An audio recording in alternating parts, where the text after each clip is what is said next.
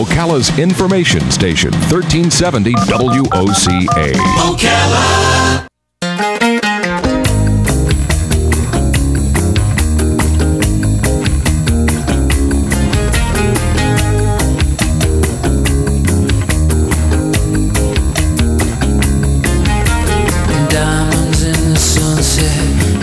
All right, 25 minutes before 10 o'clock. Thank you for tuning in. It looks like the rain may be gone, and from what I understand, cold weather moving in. And I don't know, not too many people are complaining about that. I guess it's what we want around Thanksgiving. Rabbi Yossi Hecht is in the studio. Rabbi Hecht has become a friend of ours over the past few years since we've first invited him to be on our show. Yeah. Am I hearing something? I think it's the phone. He is the rabbi of the Chabad Lubavitch Jewish Center. How did I do with my huckle there? And the Jewish celebration of Hanukkah begins tonight at sundown. I guess this evening you would say at sundown. And then, of course, it goes for 8 days, 8 nights. And Rabbi Hecht is going to educate us about that and the alignment with Thanksgiving. I guess that's a good word, alignment. Good morning, Rabbi. How you doing? Good morning. How are you? Thank you for having me, as usual. Good to see you. Always nice to be here. Is it exciting in the Hecht household? Oh, very. We have family who came to celebrate with us. We've already had our first Hanukkah event. Actually, we already had two, but yesterday we had a beautiful event in the Home Depot.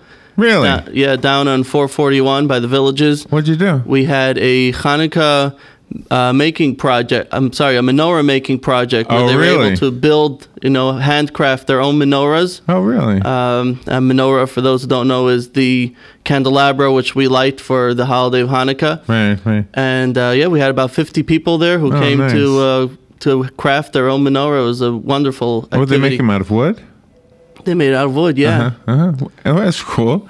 We should all make our own menorahs. I think so. I think just to understand basically.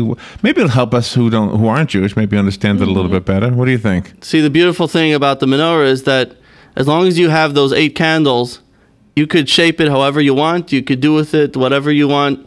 You could design it. As long as you have those 8 candles in a row, that's all you need. The rest is up to you. Is there a middle candle that makes it a 9th candle?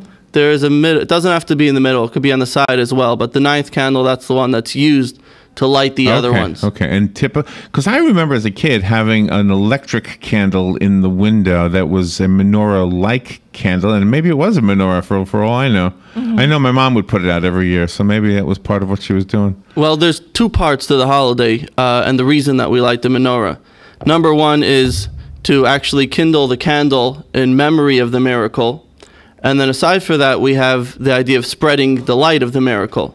And for the spreading of the light, that you can use any electric menorah or anything. I actually have one on top of my car. On your car? Yeah, with which people can see it and know that it's the time of Hanukkah and to celebrate. And what is it attached to your battery in your car? Mm-hmm.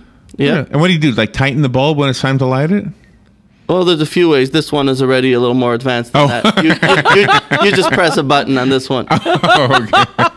It's on your car. So That's awesome. Is it like horizontal to the wheel? How am I trying to say? Is it parallel to the road? What am I trying to say? Left to right or right and left or front and back? Yeah, front and back or right and left? Right and left. Right and left. Okay, so like a taxi cab. Yeah, it kind of looks like a taxi cab.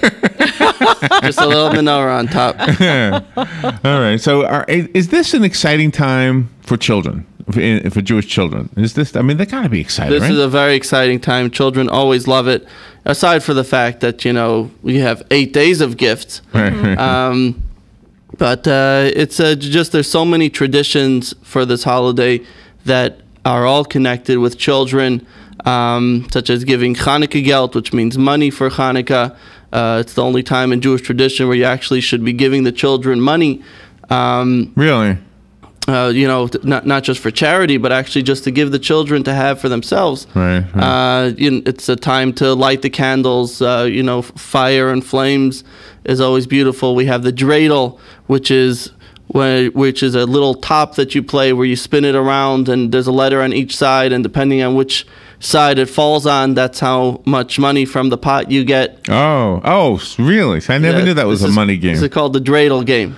We call it the Hanukkah Hold'em. And is that the letter that's facing up up toward the sky? Yeah, whichever letter it lands on, that would be how many coins you get from the pot in the middle. Do you remember, wow. you remember the song by Don McLean, Dreidel? I feel like a spin and top. Do you remember that song? Yeah, there's a lot of Hanukkah songs that everyone has their input, and of course, He had a high voice. Okay. and of course the very famous one, 8 Crazy Nights. Oh, the Adam yeah. Sandler one, yeah. Yeah. Well, I often think that he didn't intend for that to be as famous as it is. It just took off, I guess. Yeah, You well, know? I like the movie, though, the cartoon. Did you ever see the cartoon 8 Crazy Nights? yeah. Today they have so many of them. I'm not sure which one you're referring to. The Adam Sandler one, the one he did. Yeah. Do you have a special day that you tell about the Maccabees?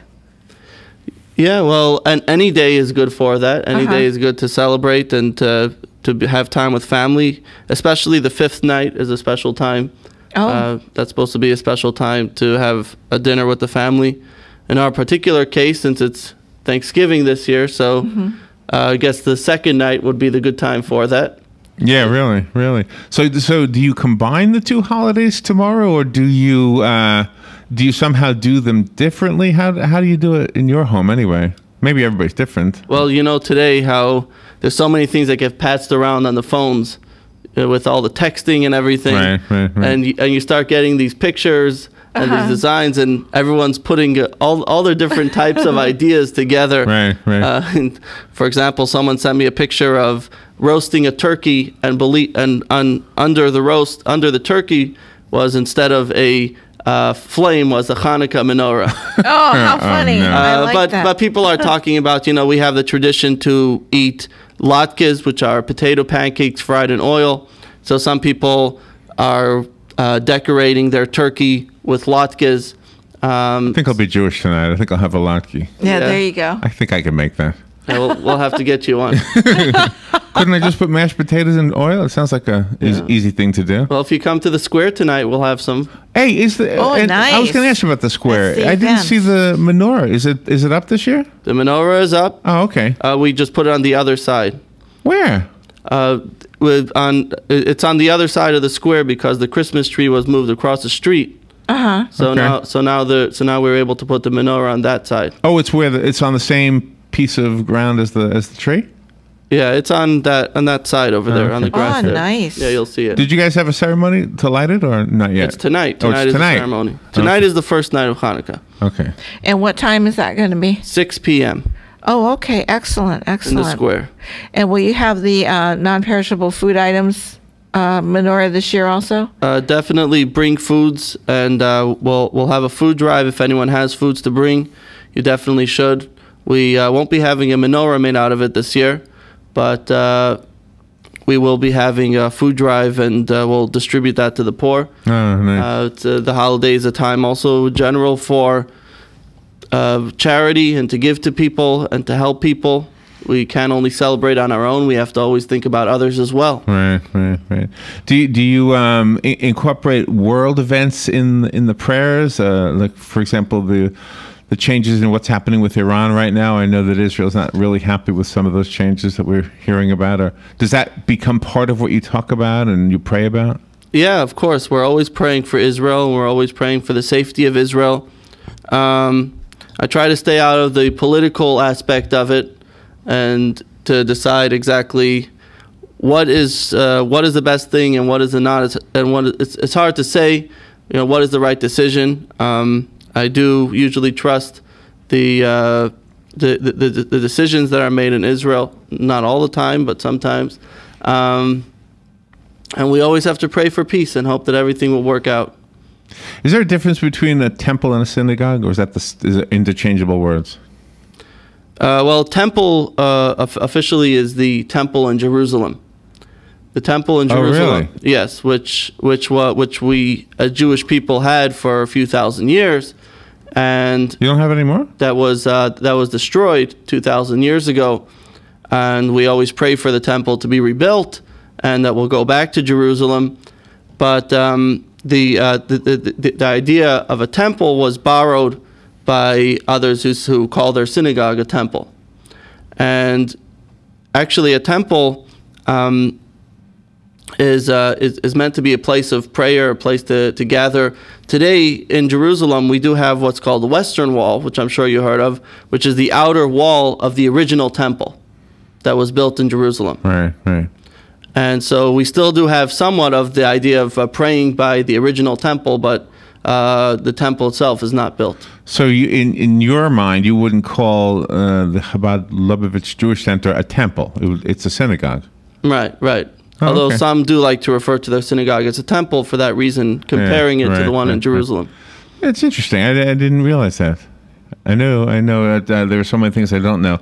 So do you are there some misunderstandings? The article you showed me before we went on the air looked like there were some misunderstandings about the alignment of Thanksgiving and Hanukkah. Are there some myths you want to straighten us out about, or some misunderstandings? Yeah, people often come to me and say, oh, this is not going to happen for another 1,000 years. Or some people say it's the first time in history that it ever happened. Right, right. Of course, that's not true. It has happened before. And of course, Hanukkah is an older holiday than Thanksgiving is. But even so, based on the calculations, it would come out that Hanukkah, again, will fall on Thanksgiving in the year 2070. And that would repeat itself again in 2165. Wow. Oh, so it's rare. Nice. It just doesn't, Yeah, it's very rare. Probably for many, it's a once in a lifetime, but it's not something that has never happened in history, and it's not something that only happens once every 10,000 years that some people wanted to tell me. But does Hanukkah ever happen beyond the New Year mark, or you know what I mean? Could it happen in January?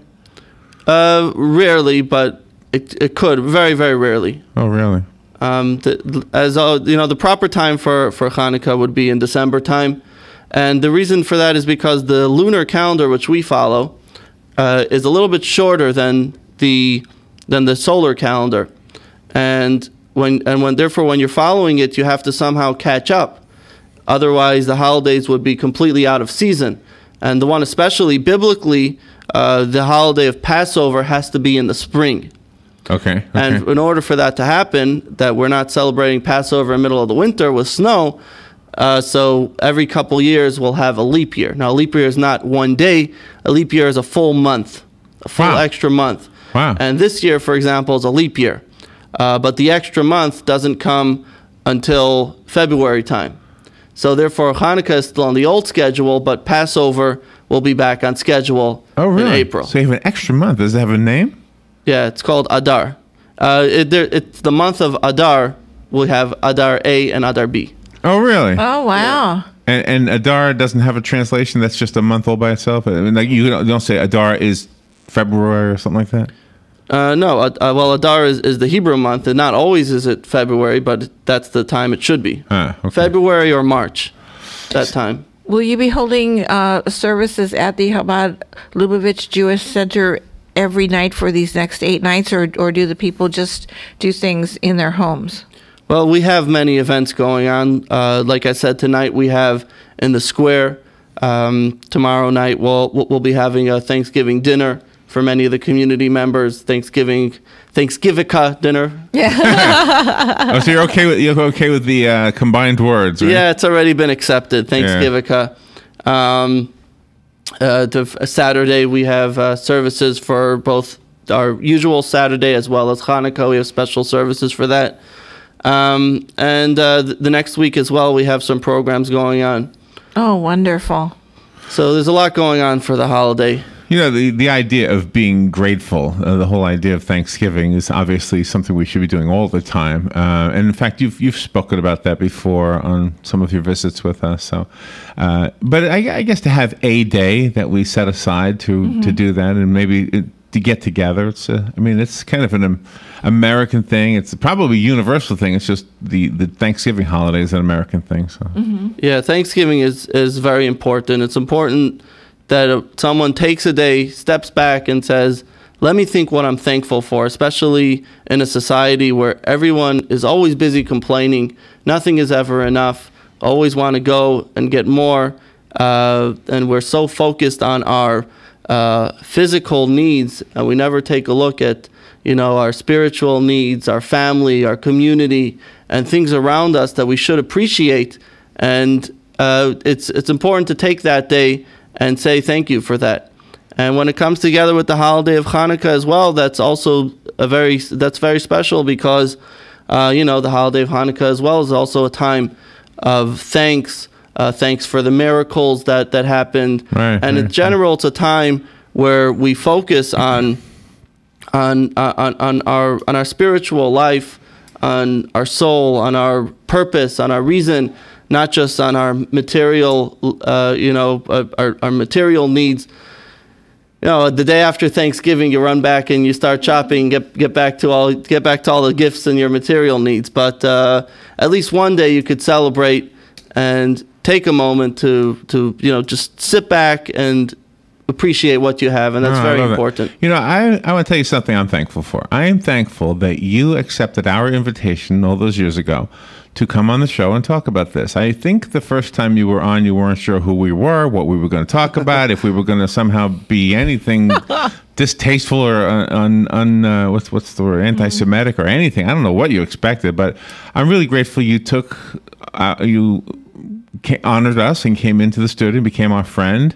I'm also grateful that you invited us to some of those very personal things that we were part of. The Upshurnish was the one that we did this year, which was very cool. And so I'm thankful for you and for what. And one of the reasons I wanted to make you part of our show, a rabbi part of our show, was just simply for the very understanding of these two not so different religions. They're not that different, just there are some differences. There's some major differences, I suppose, but ultimately it's all about loving each other and getting along and honoring and loving God too. So, well, that's why Thanksgiving is a nice time, because we could all focus on the same thing. So when you get up by your Thanksgiving dinner, make sure to say, I'm thankful that Rabbi Hecht came on my show. But you are a very unique, Rabbi, because you always include everybody in the community in all of your celebrations. Well, we try to be open, and I think that what's lacking today, most of anything else, is education. And you have to educate people. You have to teach them, because people don't necessarily understand what you're doing and why. And so therefore, when you include them and you allow them to understand what's going on, then that changes perspectives. And I think that a lot of the fighting that goes on between people, between cultures, between religions, is simply because of a lack of understanding as to what each of them are presenting. And when we understand and we're educated into what is that particular belief, then we could appreciate it more. Yeah, I think you're right. And in this day and age when we can communicate instantly, there's no excuse anymore for not understanding. I've often thought that when we persuade people who we want to persuade to not like a group of people, that's been one of the big mistakes we've made as humanity, is trying to tell, okay, you know what, we're going to hate these people because, and then you go through the list of why we should hate them. Well, in today's day and age, any kid with a smartphone can talk to another kid in that very place that we're supposed to hate and find out, hey, that kid's got, he's worried about tomorrow's test and his girlfriend, and the same things I'm worried about, So I don't know. I would think that today's technology has made it no excuse anymore for people not getting along, or at least not understanding each other's plight in this world. Well, technology makes it easier, and it could also make it harder. Technology is a great tool if it's used for the right purpose, and we have to try and keep it that way, being used for that purpose. So what are you thankful for? I am thankful for being part of such a great radio show. I'm thankful for a beautiful family, for a beautiful community. You do have a beautiful family, by the way. Thank God we have a lot to be thankful for. Yeah. And I'm just looking forward to another day, another year when we could continue growing and reaching out to more people in this community, reaching out to helping others, to doing good for others, and to just keep trying to do good for the community and changing the world. One small action at a time, we can change the world altogether. Yeah. You make yourself extremely accessible to others, because sometimes when people are afraid of things that they don't know, they have this preconceived notion of what it is, and it truly is not. And you allow people to come in and just, talk one-on-one with you about different things. Well, everyone has a different issue. Someone asked me yesterday, he said, where is, there was a particular issue that came up, and he said, where is that in the manual of how to deal with that? And I said, you need a manual for every single person that you meet. Oh, I like that. There's no two people are the same. I wonder what my manual says. Oh, that's a big one. So you know what I noticed the other day? We had this trivia game, and it was talking about what did God create on the 7 days of the 7 days according to Genesis. And I noticed that the first day he created light, among other things, but the sun and the moon wasn't until the fourth day. It's interesting that light itself was created before the source of light. Yeah, this is true. The original light was a light which encompassed the entire universe. And at that time, the universe was not able to handle that great light. So that light was hidden away, so to say, for the ultimate time when we'll be able to appreciate that light. But for the time being, all that we can handle is just the light of the sun. Because if there was only light, then we would not be able to appreciate it. So we have that sunlight, it goes, it comes, and every day we have a new day. But there will be a day, someday there will be a day when we will be able to appreciate a world which is full of light. And only good and only kindness filling that world. But until that, we have the luminaries where you have the evening, you have the morning, and they take their turns. And Very there's the ups and profound. downs. Wow, you Yeah, are a deep wow. thinking man. Rabbi, do you want to teach us about, I know I do this to you every year, and I hope you don't find it redundant. Do you want to teach us about Hanukkah a little bit? What is it about? Well, Hanukkah is the celebrating a time of when the Greeks had taken over Jerusalem and tried to conquer Jerusalem.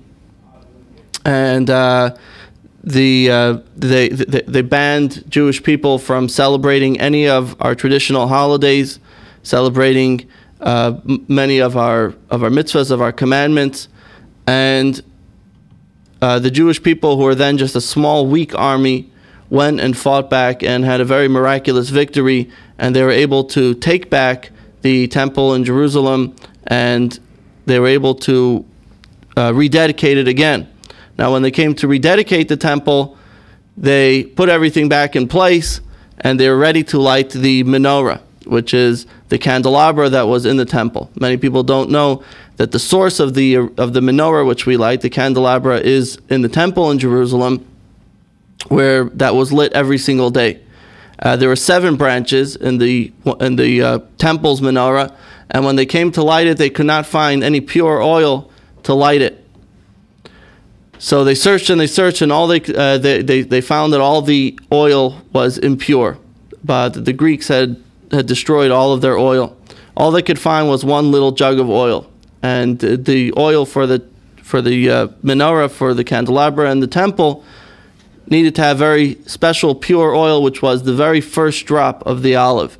In order to do so, it would take 8 days to travel, to get the oil, and to come back, it would take 8 days. And they only had this one little jug of oil.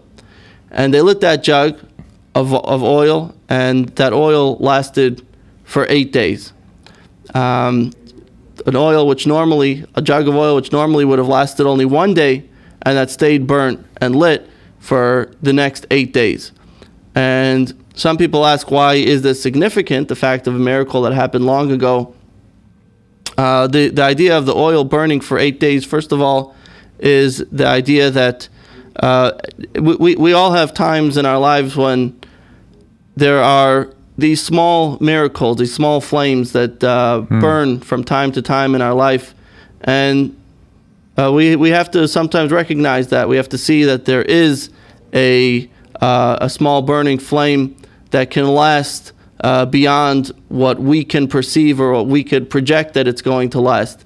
And we all have small miracles, and Hanukkah is really about celebrating these miracles. When we take a light, we take a candle, we light 1 the first night, we light 2 the second night, and we keep growing and adding more and more light every night, recognizing that the light that we had the night before is not enough. We have to continuously add another light, another flame, and this way, by adding 1 flame, we're able to bring more brightness and and more beauty throughout the entire world. There you go. Oh, I love this. Very brief much. summary of a wonderful celebration of Hanukkah starting tonight at what time?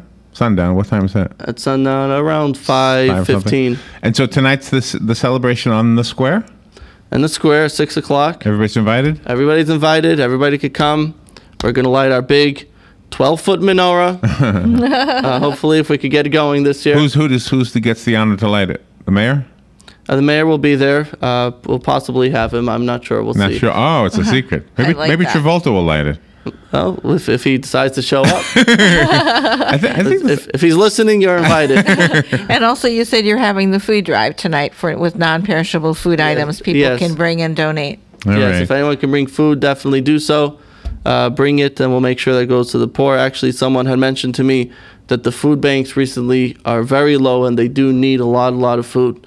So please bring, and we'll make sure to get it there. Yeah. Nice. Thank you for being our friend. Thank you for coming in here as you do and teaching us all you do and just being the person you are. Tell Connie we said hi and happy Hanukkah, happy Thanksgiving, and the children, of course. And enjoy your holidays as well. Enjoy your Thanksgiving, and remember to mention us that you're thankful for us. We are thankful by your for you. party. We are thankful for you. We're thankful for you, and for everything else in the community around us. Rabbi Yossi Hecht, you're awesome. Your website is jewishmarian.org, right? jewishmarian.org, correct? All right. And our phone number, if you have any questions, is 291-2218. 291-2218. Thank you, Rabbi. Good to see you.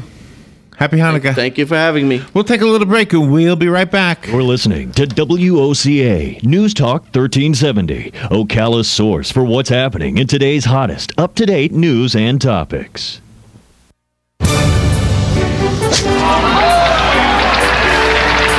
How good does it get? Golf has long been considered to be sport's most prestigious game, and WOCA has your connection to everything in the golf world. Every first and third Thursday at 10 a.m., tune in for Let's Talk Golf with your host, PGA professional and teacher to the stars, Jim Beckett, and operations manager for the Links of Spruce Creek South, Darren Irwin, right here on The Source. Hey, Matt, I know Sunrise Automotive does auto stuff, but I need some tires for my truck. Can you recommend someone? Yes, I can. We do that. No, I mean I need them installed and balanced and all that. Yep, we do that. Well, my son needed his windows tinted. Yep, we do that. I need my too. seat replaced. Yep, we do that.